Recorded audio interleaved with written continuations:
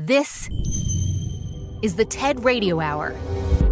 Each week, groundbreaking TED Talks. Our job now is to dream big. Delivered at TED conferences. To bring about the future we want to see. Around the world. To understand who we are. From those talks, we bring you speakers and ideas that will surprise you. You just don't know what you're going to find. Challenge you. We truly have to ask ourselves, why is it noteworthy? And even change you. I literally feel like I'm a different person. Yes.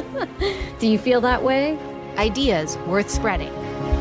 From TED and NPR. I'm Manoush Zomorodi. Coming up. Everybody poops. This is one of those things people never talk about. But so true. Why is your poop any more shameful than your runny nose? That's what I want to know. Well, it doesn't smell the same, does it? Okay, wait, we're going to get to that. On the show today, the truth about our bodies. First, this news.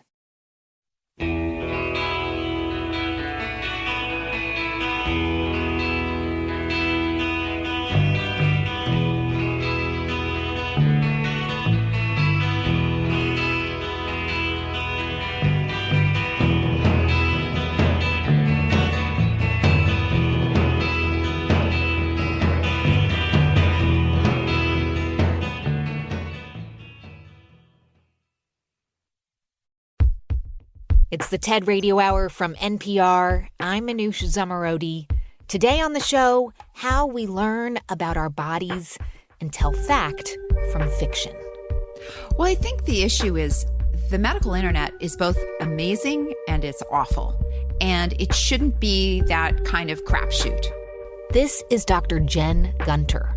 I'm an OBGYN and a pain medicine physician and an author and podcaster. Jen is also internet famous for calling out celebrities who share misinformation about health and wellness.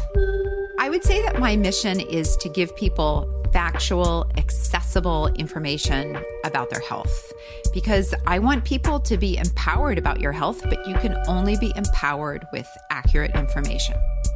And for her, part of empowering people is to write guides to traditionally taboo women's health topics, including one called The Vagina Bible, and her latest, The Menopause Manifesto. She also recently started a podcast called Body Stuff. I'm Dr. Jen Gunter. I love science and I hate bull. In 2019, Jen gave a TED Talk called Why Can't We Talk About Periods? And today she's brought us a selection of TED Talks, ones that have influenced her as she's become an outspoken critic on how society uses language and psychological tactics to shame and trick people about their basic bodily functions. Her story goes back 17 years ago, when Jen herself was having a health crisis. I initially got interested in how people access information online because I was in that position. And so that really started it when I had my pregnancy, and I had a triplet pregnancy, but it was incredibly complicated. And one of my sons died at birth, and my other two boys were in the intensive care unit for a long time. Oh, so sorry. And they had all these other medical problems as well as prematurity. And when I didn't get answers from my own doctors, I went online. And I was horrified. This was sort of the earlier stages of the medical internet, if you will. And I just thought, wow, if it's so hard for me to get practical information, like useful information that can help me today. As a physician. Right. As a physician caring for my babies, right? Like I wanted help. There's gaps in medicine. You know, your doctors can tell you stuff, but they can't tell you like, what are the tips and tricks for taking your babies out in a stroller when you have two children on oxygen, right? Like those are things that other experienced parents can tell you. But then how do you know you're getting that right information? So I realized there were so many gaps that were important, but not covered by medicine, and how easy it was to fall down snake oil-filled rabbit holes, for lack of a better word. And I just thought, if I was struggling like this, me, this person who's always been obsessed with evidence-based medicine, how was everyone else managing? And so I decided that I was going to fix the medical internet. Just a small goal, Really, Jen? Right. I was very naive about it. Okay, so naive, but absolutely driven, and you're still doing that. And we're going to talk about some of the talks that have sort of propelled you as you try to fix the medical internet. But first, let's talk about your own talk. It's called Why Can't We Talk About Periods? And Jen, from what I understand, you had absolutely terrible periods as a teenager, but you felt like you didn't have anyone to really talk to about your symptoms. Right. I mean, as far as my mother was concerned, you didn't talk about anything from down there. And she suffered with periods, so suck it up, sister. And so there's no information. And so I spent 2 days each month curled up with a heating pad. I couldn't go to school. And, why was this happening? Why was I suffering so much? And it just felt to me like this big biological flaw. And did you ask your doctor, like, what is going on? I think I didn't actually get taken to one until maybe I was like 16. So I'd been suffering for, several years. And my mother took me to her doctor, who basically said, period. Yeah, that's it. So basically, it was just no practical information. And it's sad to me that, that happened in the, I guess, early 1980s. And that I still hear that same story from young women today. And in your talk, you go back to kind of the historical roots of why you didn't have any access to information and you felt ashamed of this bodily function. Why can't we talk about periods? And it's not about the blood, as Freud would have you say.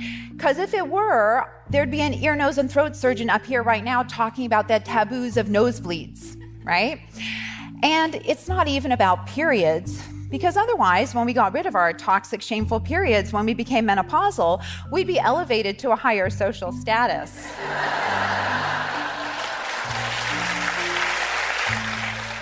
It's just a patriarchal society is invested in oppressing women, and at different points in our lives, different things are used. And menstruation is used during what we in medicine call the reproductive years. It's been around since pretty much the beginning of time. Many cultures thought that women could spoil crops or milk or wilt flowers. And then when religion came along, purity myths only made that worse. And medicine wasn't any help. In the 1920s and 30s, there was the idea that women elaborated something called a menotoxin. We could wilt flowers just by walking by. Okay, so how have things changed? Let's fast forward to when you were becoming a gynecologist. Are doctors taught, well, I guess there's two things. Were they taught when you were in medical school to speak more frankly about this stuff? And what about today when you talk to medical students? What's the status quo now?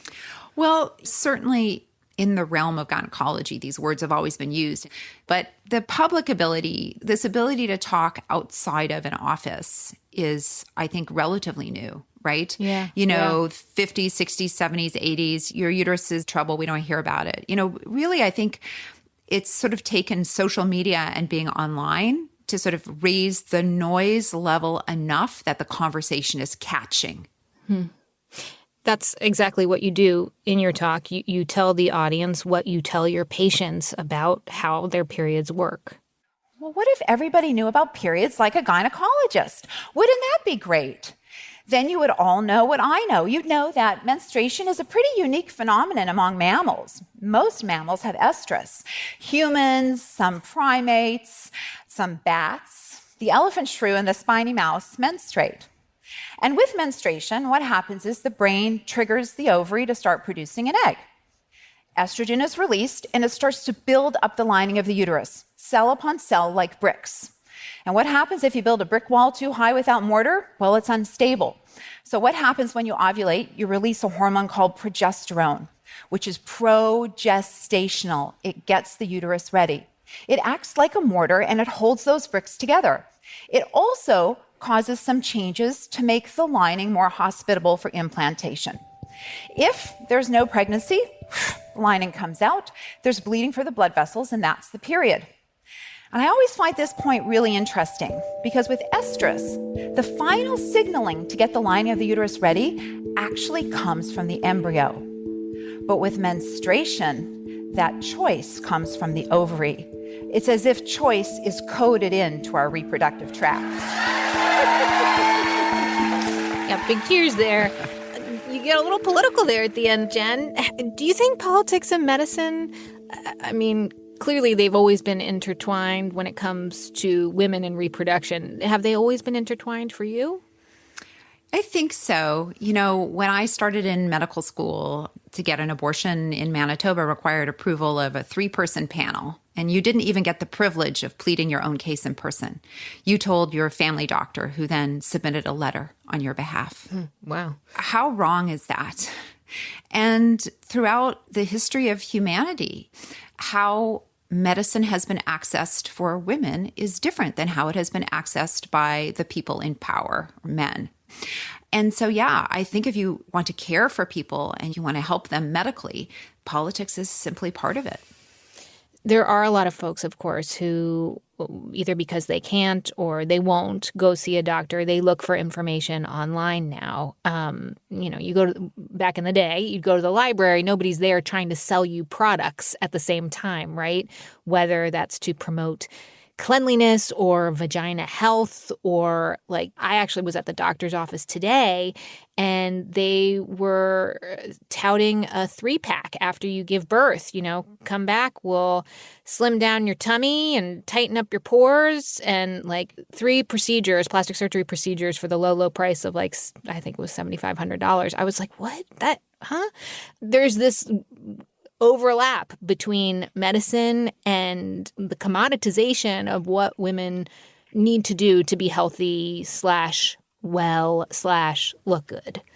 Yeah. Every now and then I get messages from people who've been at the gynecologist, and while they're sitting there waiting, wearing a robe, naked in the office, they look on the wall and there's an advertisement for some kind of vaginal enhancement procedure. Mm-hmm. And I saw that. Yeah. And how at your most vulnerable, you're naked in a doctor's office and you see that. And you're supposed to be there to get factual, accurate information about your vagina, your vulva, your body, and to have this implication on the wall that there's something troublesome with your body. I have a problem with that. I think that cosmetic procedures need to not be folded in with annual exams and seeking care for medical problems. So let's go back to your talk. Part of being able to look away from a lot of these advertisements or be like, that's ridiculous, is knowing how your body works, right? Exactly. Information is power. Knowledge is power. It shouldn't be an act of feminism to know how your body works. It shouldn't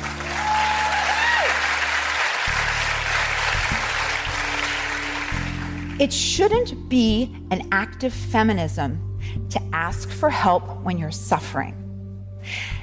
The only curse here is the ability to convince half the population that the very biological machinery that perpetuates the species, that gives everything that we have, is somehow dirty or toxic, and I'm not going to stand for it. And the way we break that curse, it's knowledge.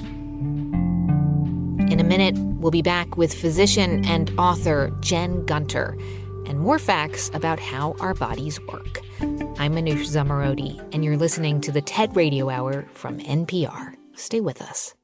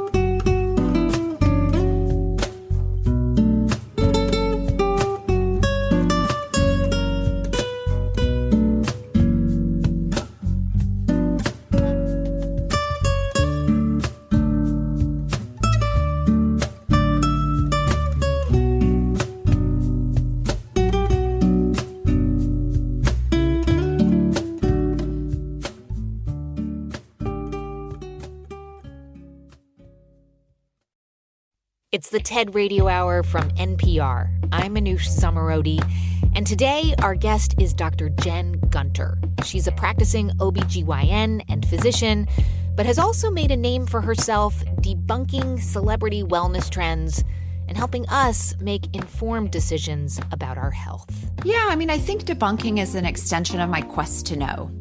All sort of misinformation, has this root in not being informed. And I just think that so much of medicine's not that difficult. It might be complex, and obviously you don't need to know all of the nuances of everything to have a good working knowledge. But the good working knowledge, a lot of it's not really that hard. It's just our ivory tower makes it seem like it is. And so I want that to be as accessible to everyone as it is to me.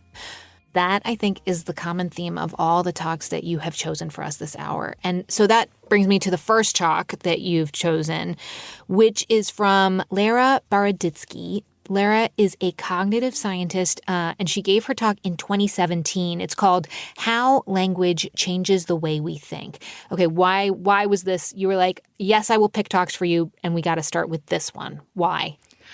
Because this changed a lot of things for me.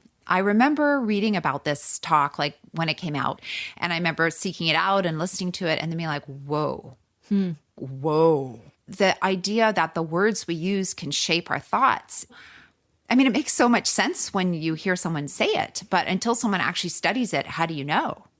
And then when you hear like, wow, whether I think something is weak or strong could be affected by the words I choose for that. It's pretty powerful. There are about 7,000 languages spoken around the world, and all the languages differ from one another in all kinds of ways. So some languages have different sounds, they have different vocabularies, and they also have different structures. That begs the question, does the language we speak shape the way we think? Now, this is an ancient question. People have been speculating about this question for forever.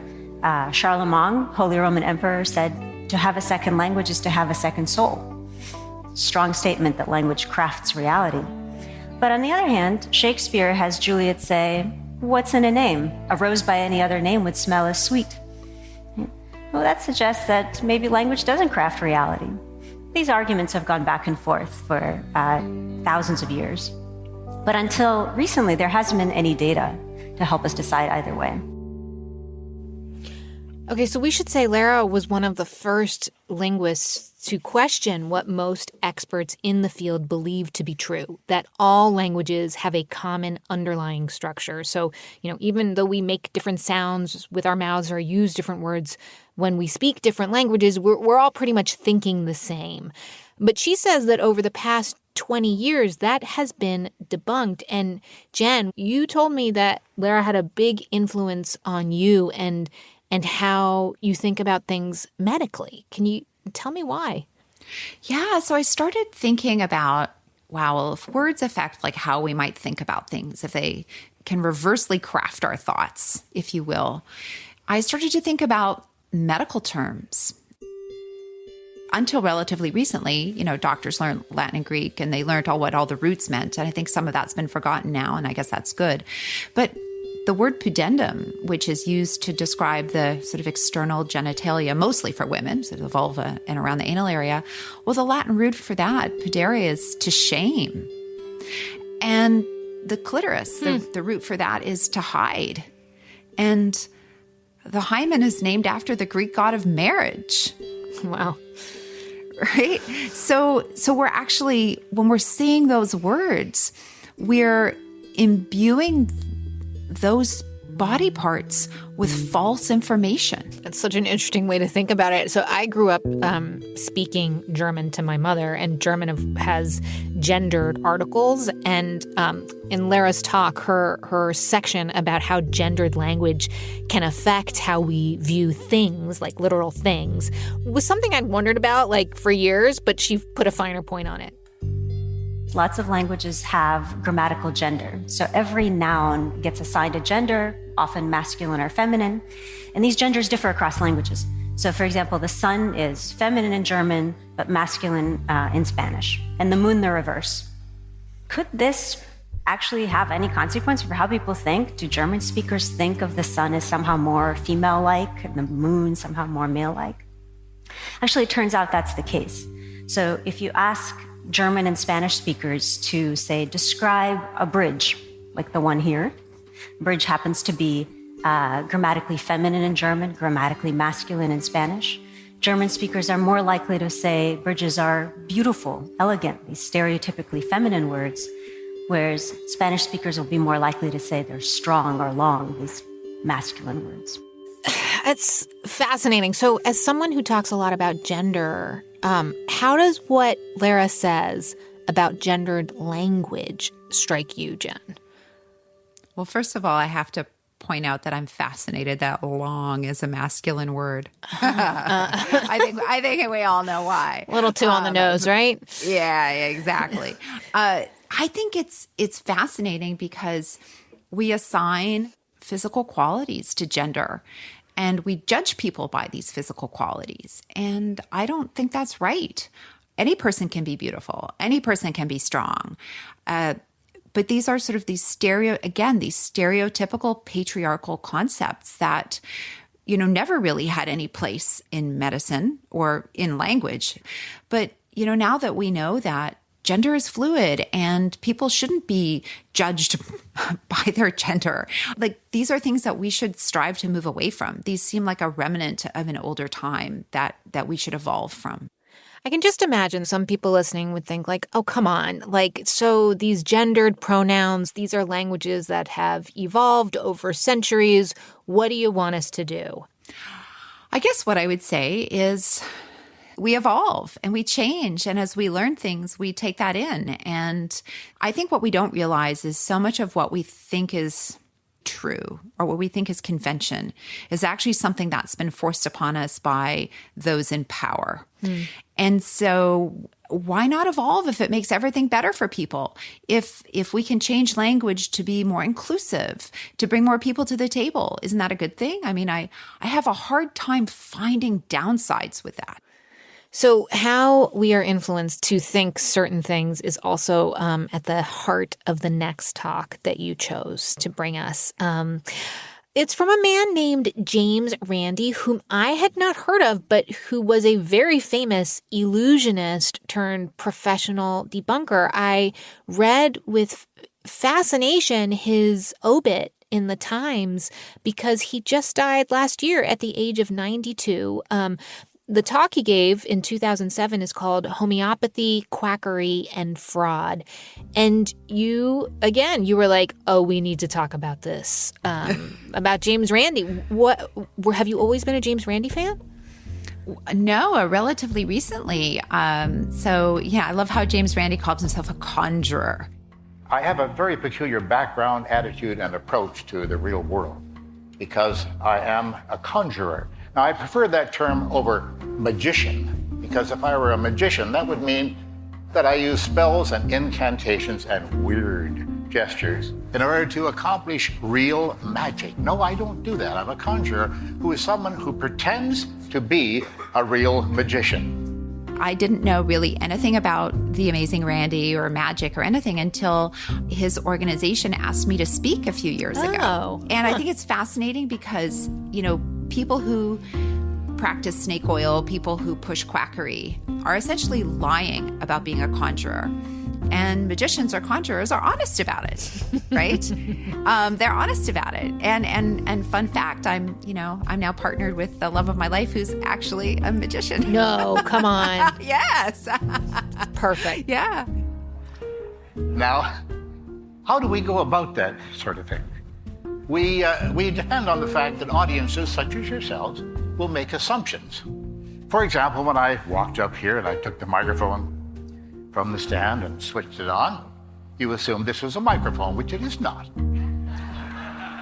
As a matter of fact, this is something that about half of you, more than half of you, will not be familiar with. It's a beard trimmer, you see, and makes a very bad microphone. I've tried it many times. Okay, so James was holding a beard trimmer instead of a microphone. Jen, why do you think his talk has stuck with you? Well, I think that's how a lot of misinformation spreads. It's based on assumptions. And if you look at the marketing for a lot of, snake oil or medical misinformation, they use a lot of terms and rhetoric, terms like God words, terms where we fill in the blank about what we assume to be true. So if I say something is natural or I say something is ancient, you automatically fill in the blank that thing is probably a good thing for you, right? So when those marketing terms are used, they're being used because they know you will make an assumption about it. His life was very interesting in that he was a follow-up to a lot of Houdini's sort of, getting out of boxes that were sunk in hundreds of feet of water, all kinds of things. But then sort of midway through his life, he stopped escaping and started really on this mission to try and help people who had sunk hundreds, thousands of dollars into things like seances, being contacted to the dead, homeopathic medicine. He had a big career switch. I guess you would say, though, that those two things are related in some ways. Absolutely, because all of these sort of fake medical things are using tricks and they're preying on people. I mean, there's some, I don't know if you remember back in, I think it might have been the 80s, when people were performing that so-called like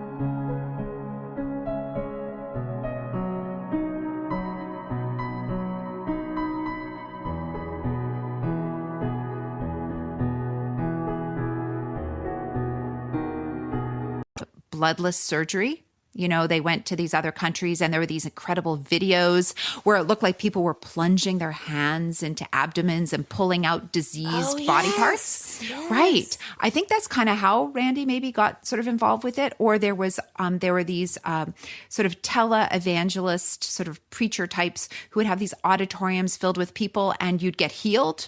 And they'd call out the person, is Mary Smith here? Is Mary Smith here? And of course, Mary Smith would come up. And then they'd say, well, oh, Mary Smith, you live here and you have this daughter here. And, the person was being fed all this information in an earpiece. So, people are spending money. And if they have cancer, they're getting harmed or they have an illness because they might not be getting the treatment they need. Yeah. So homeopathic medicine, he definitely takes aim at that. And Jen, what is your issue with homeopathic medicine? So homeopathy means something that has been diluted to the point where there's essentially like one molecule in, like diluted to the point where the water has memory of the original substance. That's what it means? That's what homeopathy is. Yeah. So you take something that's like the original thing, like a syphilitic ulcer, and you put it in water to make, or alcohol or whatever, to make a solution. And then you dilute it out and dilute it out and dilute it out and dilute it out, maybe 100 times or 60 times or 1,000 times or whatever the dilution is. And then that product that you end up with is the homeopathic product. So that's different than a midwife saying, make sure you drink some of this herbal tea, which will stimulate your milk production, right, or Chinese medicine and herbs. That's not considered homeopathy. No, those are completely different things. And each one of those interventions deserves to be studied, right, to see if they're effective or not. Because you have to remember, if something is producing a biological effect, then there is something pharmaceutical about it. Right? And so the assumption should not be that that is benign or safe, right? So, I mean, a tragic example is, a lot of old time recipes for menstrual problems, which was often a euphemism for being pregnant, but not always, involved a substance called pennyroyal, which is horribly toxic to the body and often fatal when consumed. It certainly can induce uterine contractions, but death of the person taking it's kind of an undesired side effect. So can this herbal thing produce the effect? If it's producing an effect, you should be able to prove it. You mentioned this very briefly at the beginning of our conversation, but you have a lot of empathy. You've written that you have a lot of empathy for people who do want to believe all kinds of things because of a personal tragedy that you had. Can you just elaborate a little bit more about what you think the mindset is? Sure. I mean, you're desperate. When my kids were in the intensive care unit and my son, 1 pound, 11 ounces. Oof. And on top of that, he was diagnosed with an uncommon heart defect. Nothing to do with being premature, right? So just one bad thing on top of another. And he needed to have surgery to fix this complex heart defect, but he was too small for the equipment. And I had another son who vomited after every single feed because his whole system wasn't developed yet. And so the first 2 years of his life, everything was a vomit. I smelled the back of my hair smelled like vomit. I'm not kidding, for 2 years. And, he developed all kinds of, he couldn't eat solid food because of that, because it's worse to vomit up solids than it is to vomit up liquids. Right. He didn't have his first solid food till he was 3.5. So wow. I got lost in all these food blogs and food allergy things, and because you're desperate. I mean, here I've got this, my son is 3. He hasn't eaten a bite of solid food. You can't even put it on his lip and he freaks out. And you've done everything medicine has given you. You've done everything. You've gone to 3 different occupational therapists. You've tried this, you've tried that. You've had these interventions, and you're in this space where there's nothing to do but to wait. And it's a very vulnerable place to be. So I get it. I mean, it goes back to what you said before about knowledge and accurate information being crucial. And I mean, I guess it feels or seems strange to lump homeopathic medicine and belief in the supernatural with misinformation in general. But I think what I'm hearing you say is that, especially for people who are in that vulnerable space, they can be gateways in some way. Yeah, I think that social media and the way we consume news in this 24/7 news cycle is this toxic combination that lets misinformation just metastasize. Because there's this concept called the illusory truth effect. We all mistake repetition for accuracy. And so if you see the same story on your Instagram feed, and maybe you see it 2 or 3 times because maybe several influencers that you follow post it, and then you see it on your Facebook feed because what chases you on Facebook, what you saw on Instagram, right? Yeah. And then you see some people, and then maybe you decide, oh, look, there's this Facebook community that was recommended for me, and all these people seem nice. And then you get in there, and then all of a sudden they're talking about conspiracy theories. And maybe you heard about that somewhere, but you don't quite remember where. It's really, we've created this this echo chamber where the misinformation reverberates. And you know what? The misinformation is often fantastical and a bit like, whoa. And the truth is so stodgy and boring sometimes. And so how does the stodgy truth about the immune system, how does that compete with it? Like, wah, wah, wah, wah, wah, wah. And, like in the Peanuts comic. And we have to learn to communicate in ways that people can hear. In a minute, more from Dr. Jen Gunter and her mission to talk openly about basic bodily functions like defecating. Today on the show, the truth about our bodies. I'm Manoush Zomorodi, and you're listening to the TED Radio Hour from NPR. Stay with us.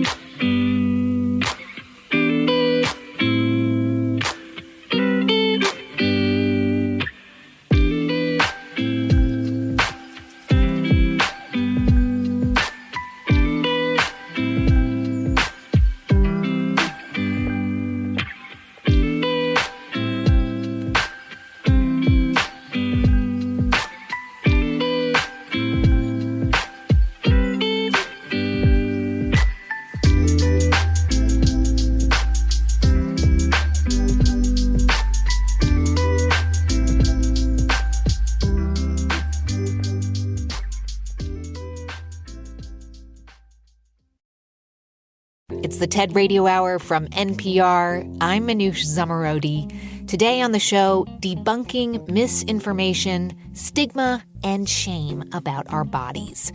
Our guide through a selection of TED Talks is physician, author, and podcaster Jen Gunter. And one topic in particular that Jen wants to demystify for us is poop. Everybody poops. This is one of those things people never talk about. But so true. Like, why is your poop any more shameful than your runny nose? That's what I want to know. It doesn't smell the same, does it? Okay, wait, we're going to get to that. Let's start with the talk that you have brought us, which is by Dr. Julia Enders, called The Surprisingly Charming Science of Your Gut. It took me 3 steps to love the gut. And the very first was just looking at it and asking questions like, how does it work? And why maybe does it have to look so weird for that sometimes? And it actually wasn't me asking the first kind of these questions, but my roommate. So after one heavy night of partying, he came into our shared room kitchen and he said, Julia, you study medicine. How does pooping work? And I did study medicine, but I had no idea, so I had to go up to my room and look it up in different books. And I found something interesting, I thought, at that time. So it turns out we don't only have this outer sphincter, we also have an inner sphincter muscle. The outer sphincter we all know, we can control it, we know what's going on there. The inner one we really don't. So what happens is when there are leftovers from digestion, they're being delivered to the inner one first. So this inner one will open in a reflex and let through a little bit for testing. So there are sensory cells that will analyze what has been delivered. Is it gaseous or is it solid? And they will then send this information up to our brain. And this is the moment when our brain knows, oh, I have to go to the toilet. I mean, she's the most charming doctor. She's just the best. And it reminds me of a friend of mine who I used to go on a lot of work trips with. And he used to go, purr, purr, purr, purr, and that was, the trumpet noise was when he had to excuse himself. But most people are not that comfortable, other than little kids, are not that comfortable about talking openly about the need to go or pooping, right? Right, but they want to be. That is true. Tell me more about that. You know, I talk a lot about poop in the office, how to have bowel movement. I take care of a lot of people who have pelvic pain. And a lot of times that's related to the same muscles that you use for defecation and have a bowel movement. So there's a lot of crossover. And so chronic constipation can actually lead to pelvic pain and vice versa. So I'm always talking to people like, do you mechanically know how to have a bowel movement? And people are like, oh, there's a way. I'm like, there is. We talk about, that why you really need to have fiber, why you really need to have these things. People, we say, oh, you must have fiber. You must have fiber. But people want to know the why. They want to know the why. Like this funny rumbling noises that happens when you're in a group of friends or at the office conference table going like, this is not because we're hungry. This is because our small intestine is actually a huge neat freak, and it takes the time in between digestion to clean everything up, resulting in those 8 meters of gut, really 7 of them being very clean and hardly smell like anything. It will, to achieve this, create a strong muscular wave that moves everything forward that's been left over after digestion. This can sometimes create a sound, but doesn't necessarily have to always. So what we're embarrassed of is really a sign of something keeping our insides fine and tidy. Can we just clarify one thing? Well, first of all, I need to know about the right way to poop. And second of all, poop is basically just waste, right? Right. Absolutely. It's all the leftovers that you don't need, plus cells from the lining of your colon and bacteria and indigestible fiber, sort of the non-soluble fiber. So so the leftovers, if you will, and some other stuff along for the ride. There might be a little bit of gas that a lot of us might think smells a bit like sulfur, and it's because of the bacteria, right? So we depend on bacteria inside our bodies to help with digestion, to help with so many things. I mean, we have this important microbiome. And I think also, too, a lot of our misconceptions about the colon come from before we knew about the microbiome, actually, right? So it's sort of a different story to say, Well, you have gas because you normally have this bacteria that's helping you break down food and produce vitamins, and it's a really important part of your health. And so you should be proud of your sulfur because that means you've got a healthy microbiome, right? As opposed to you should be ashamed of it. Okay, I'm going to try. But I should say, earlier we mentioned that you are now doing a podcast. It's called Body Stuff.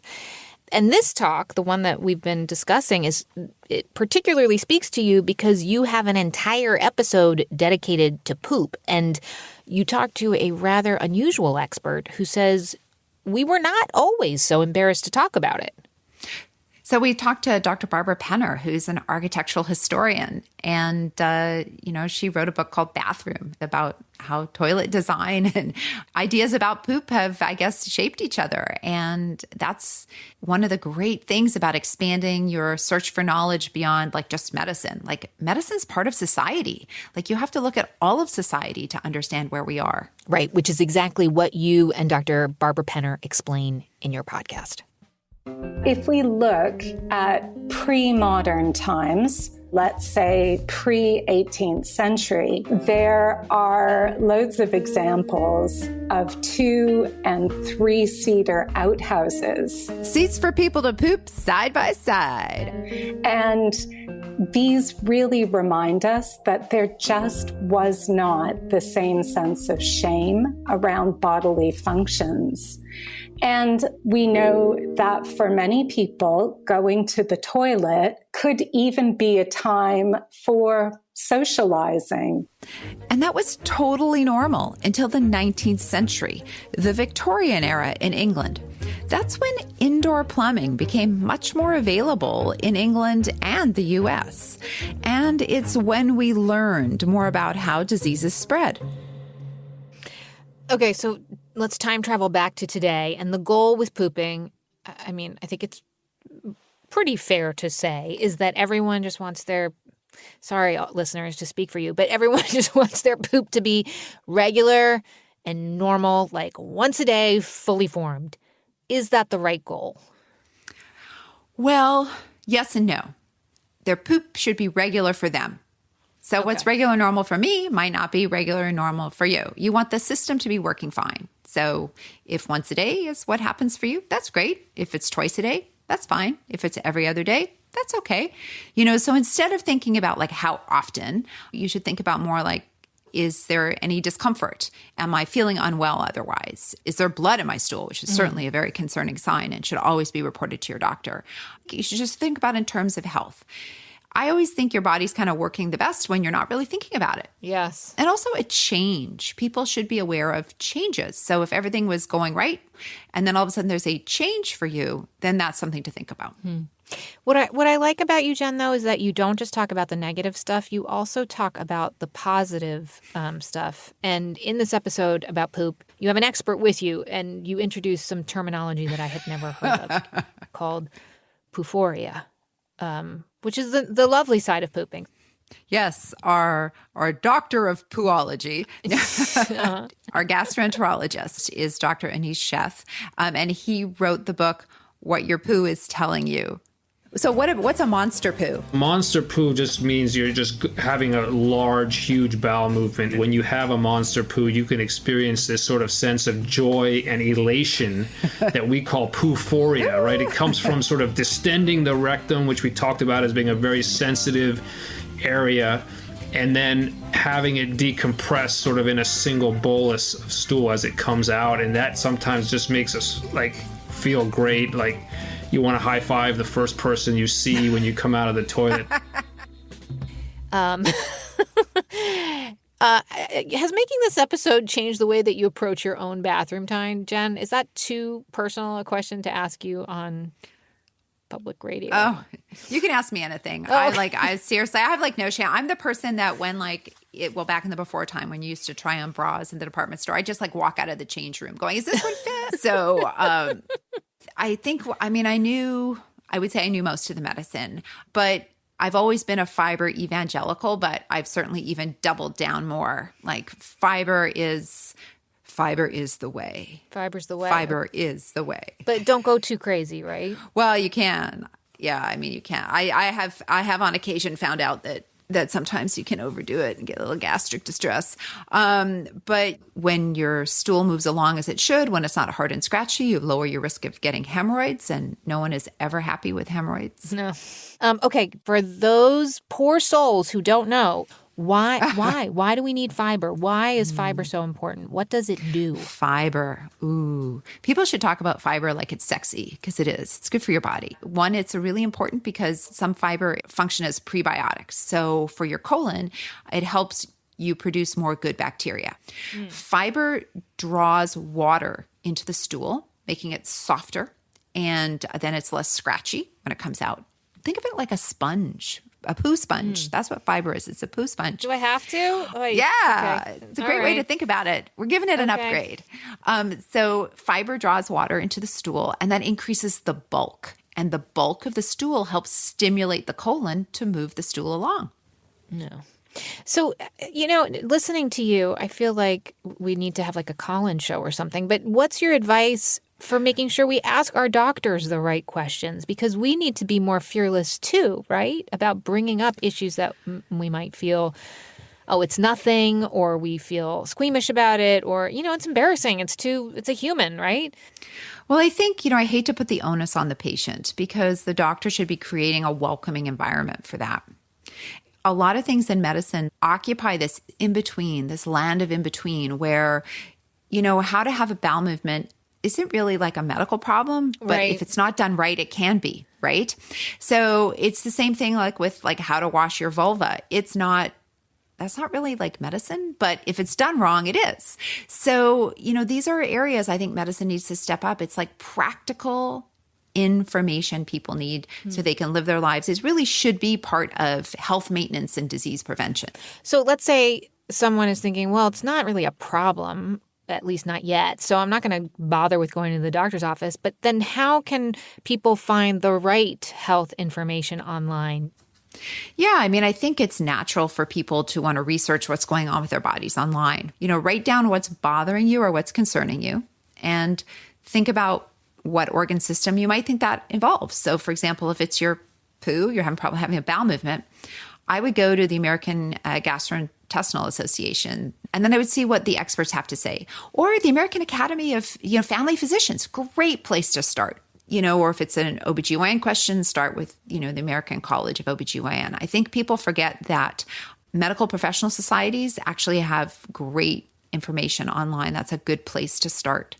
And the National Library of Medicine and the Centers for Disease Control, they all have great information. Can I just ask, one thing that I've been wondering might be adding to this problem of lack of information about our bodies is, at least in my experience, how specialized Western medicine has become. Like if you go to see a podiatrist, they are definitely going to say like, yep, it's a foot problem, as opposed to maybe it's a problem with, your back or other ways that you carry yourself. Like we don't treat the body very holistically here in the United States.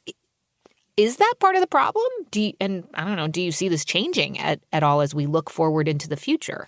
Yeah. So I think that one of the root causes of many problems is the lack of investment in primary care. We have these amazing family physicians, these amazing pediatricians, these amazing frontline doctors who are not subspecialized. Their specialty is all of you, right? And how can they look after all of you in 15 or 20 minutes? No, right. So to me, one of the root causes of problems, certainly in North America, is this idea that we are fairly well situated to manage acute problems. You have a sore throat, you come in, you get checked for a strep throat. You break your toe, you come in, you get your toe splinted. You have this acute problem and you come in and get it fixed. But many of us also then get stuck in this idea that problems can be fixed. But a lot of medicine is chronic care, right? It's things that don't go away with a pill or a surgery, or maybe those things can help, but they're part of the long-term management. And we need to invest in systems that account for that.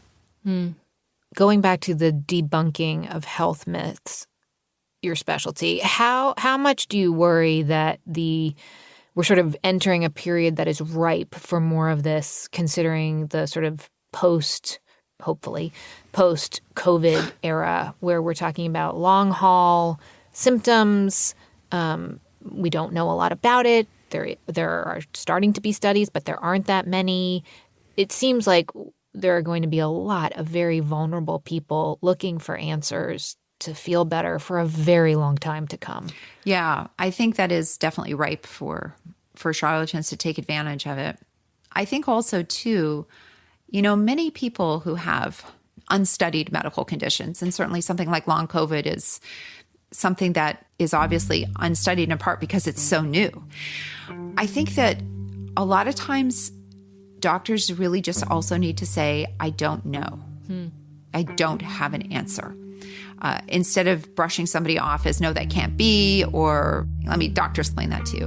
When I'm honest, because I deal with chronic pain every day, I deal with a lot of conditions that don't have easy fixes. And sometimes I sit down with people and I sort of say, yeah, that sucks. You are right.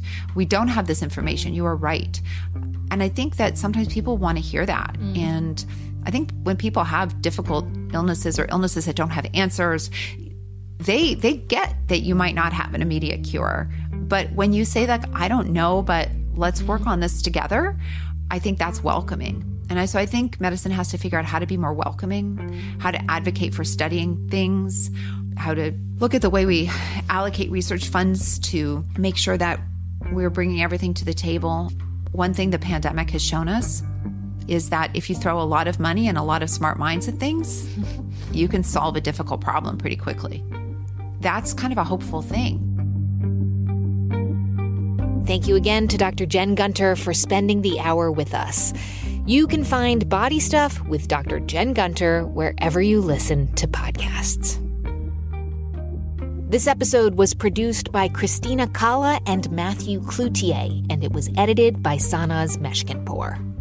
Our TED Radio production staff also includes Jeff Rogers, Rachel Faulkner, Diba Mohtasham, James Delahousie, J.C. Howard, Katie Monteleone, Janet Lee, and Fiona Guerin. Our audio engineer is Daniel Shukin. Our theme music was written by Ramteen Arablouei. Our partners at TED are Chris Anderson, Colin Helms, Anna Phelan, and Michelle Quint. I'm Manoush Zamarodi, and you've been listening to the TED Radio Hour from NPR.